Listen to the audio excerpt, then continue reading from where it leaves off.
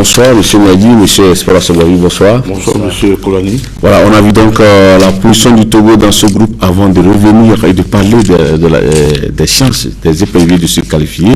Écoutez, je pense que M.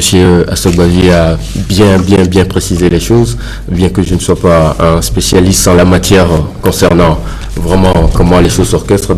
Je pense qu'aujourd'hui, les groupes sont faits, il ne reste plus qu'à commencer à préparer les échéances à venir, et ces échéances vont arriver très rapidement. Donc, force est de constater qu'au Togo, ici, nous sommes en attente d'un train, en l'occurrence d'un sélectionneur, en espérant qu'il arrive vite pour qu'on voit comment les choses vont se mettre en ordre de marche. Il n'y a plus de place donc pour l'amateurisme, pour le cafouillage. Et il va falloir pour les différentes sélections, y compris celle du Togo, de mettre les bouchées doubles. Le mois de juin, il n'y aura pas de compétition. M. Assobavi l'a dit dans les coulisses, il y a des pays qui ont programmé les matchs au mois de mai. En effet, c'est totalement juste. Il y a des... inutile de vous rappeler que je suis un promoteur sportif. Vous êtes agent des joueurs, vous le dire. Voilà, je suis agent sportif. J'ai des sélections nationales qui nous ont mandatés pour leur déjà caler des matchs amicaux. En effet, il y a des clubs qui sont déjà fixés sur l'avenir des matchs amicaux. Bon. Pour le Togo, j'en sais pas beaucoup. Oui, monsieur Nodi, je vous retourne la question. Quelle programmation peut-on faire pour l'équipe nationale pour pouvoir réussir ces éliminatoires? Écoutez, monsieur Assobavi vient de bien résumer la situation. En effet, certaines équipes sont déjà,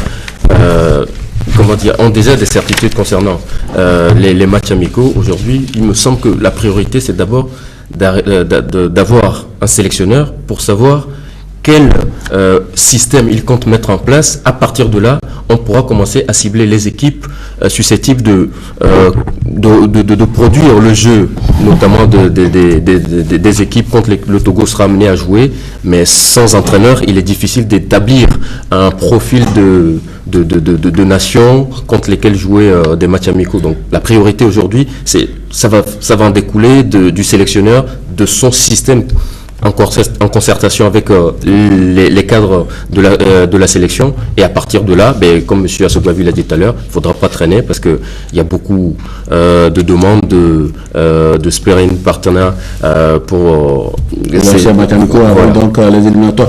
Mais est-ce que ça ne va pas pénaliser les pays africains, étant attendu que les joueurs seront en vacances? Est-ce que ça va être facile de rassembler ces joueurs, de leur inculquer cette notion de compétition avant la grande compétition? Est-ce que ça ne va pas être peut-être des périodes de flottement où les joueurs sont là, mais ils ne seront pas là?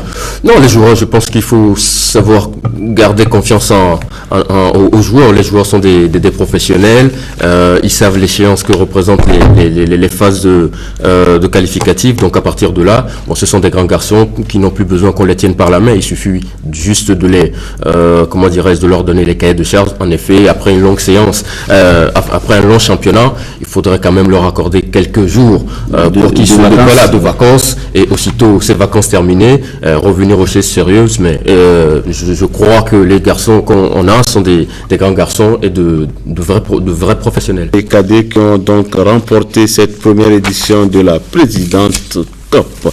On revient ici en studio pour parler donc des différents groupes de ces éliminatoires de la Coupe d'Afrique des Nations Maroc 2015.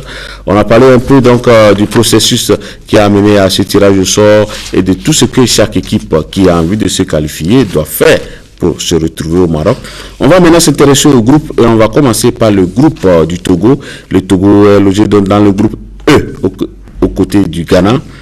Du vainqueur des matchs Mauritanie-Madagascar, et puis M. Assobavi, vous voulez bien m'aider, Mauritanie-Madagascar, et puis Madagascar, Guinée équatoriale, Mauritanie-Ouganda, et puis Ouganda, Madagascar, et puis Mauritanie, Guinée équatoriale. Voilà, Ouganda, Madagascar, et puis Mauritanie, Guinée équatoriale. Il y aura également la Guinée-Conakry et le Togo. C'est bien le groupe E. M. Mouadi, Ghana, Guinée et Conakry, Togo, plus un vainqueur donc de ces pays, comme on cité, on pourra tomber sur la Mauritanie qui était au Chan. Il y a également la Guinée équatoriale qui a l'habitude de faire jouer des joueurs dont on va taire ici les origines. Ça va être quand même costaud comme groupe pour le Togo. Oui, en effet, aujourd'hui, il n'y a plus de petites nations de football. j'ai tendance à penser que arithmétiquement, tant que la compétition n'a pas débuté, toutes les équipes ont la même chance. Après, c'est au niveau de la préparation et du sérieux que le staff technique mettra, que le résultat pourra en sortir, mais qui c'est qui pouvait prédire la victoire de la Zambie en 2012. Donc aujourd'hui, le Togo n'a pas à rugir devant les Ghanéens. Dans le passé, le Togo a déjà battu le Togo, même si depuis... Le Ghana, pardon, le lapsus, le Togo a battu le Ghana. Même si aujourd'hui, le Ghana, sur le continent africain, a vraiment pris le leadership. Je pense qu'on a des joueurs qui sont de véritables professionnels, qui se fréquentent dans les clubs respectivement, et qu'il n'y a plus ce côté inhibition, que nos joueurs, s'ils devaient affronter, que ce soit, enfin je ne sais pas quelles équipes, ils savent ce qu'ils ont à faire, quoi. On parle de la forme de nos joueurs, des joueurs qui, j'allais dire, sont orphelins. Mais il va falloir avoir une organisation quand même avant le 5 septembre. C'est vrai qu'on l'a effleuré dans la première partie. Maintenant qu'on connaît nos adversaires, qu'est-ce qu'on doit faire pour ne pas répéter, j'allais dire, les mêmes erreurs qu'on a commises par le passé. C'est bien ce que M. Assobavi dit, mais dans la réalité, sauf qu'il va être difficile pour le Togo de pouvoir organiser des matchs en main. Nous sommes en mai à partir de jeudi, et on parle du Ghana, on dit le Togo est derrière le Ghana, mais on peut avoir des surprises dans ce groupe, quoi. Naturellement, comme le football sait nous le réserver, à chaque fois qu'on regarde les matchs, autrement ça servirait à rien de débuter des compétitions lorsque, selon la hiérarchie, les choses seraient déjà figées dans le marbre. Non, moi je pense que si aujourd'hui le Ghana domine un petit peu la scène continentale, c'est tout simplement dû à leur gestion rigoureuse au niveau de la fédération. Aujourd'hui, la priorité, c'est vraiment aujourd'hui de construire une fédération avec une vision en sorte de pouvoir permettre à la belle génération que nous avons de pouvoir concrétiser ce potentiel qu'ils ont, qui serait quelque chose de formidable, parce que encore une fois, quand on voit les talents qu'on a dans les clubs dans lesquels on joue, je ne vois pas pourquoi les Togolais devraient être, comment dirais-je, un petit peu timides par rapport au nom. Non, à des voyages, je fréquente des joueurs qui jouent dans des clubs, enfin qui sont ghanéens. Donc aujourd'hui, il n'y a plus ce complexe d'infériorité que j'ai envie de dire. Donc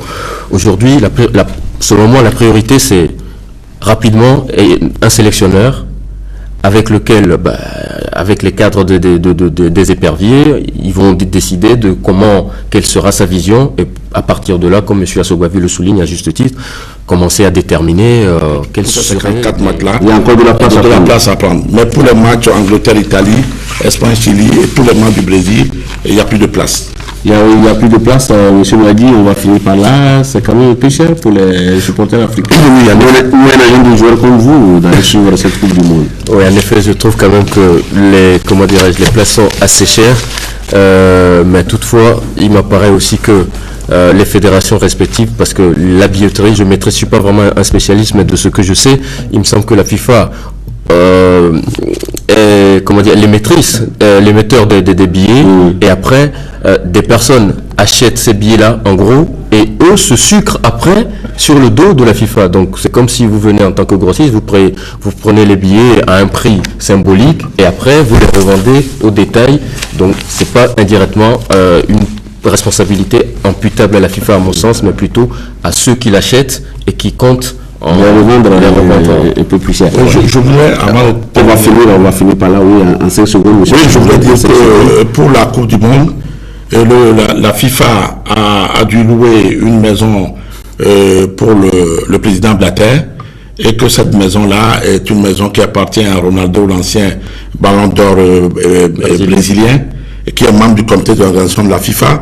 Donc la maison mise à la disposition du président Blatter pour les 6 semaines, parce que le président Blatter, pour les tournois à longue durée, et reste 6 semaines, et 4 semaines pour la compétition, 1 semaine avant et 1 semaine après.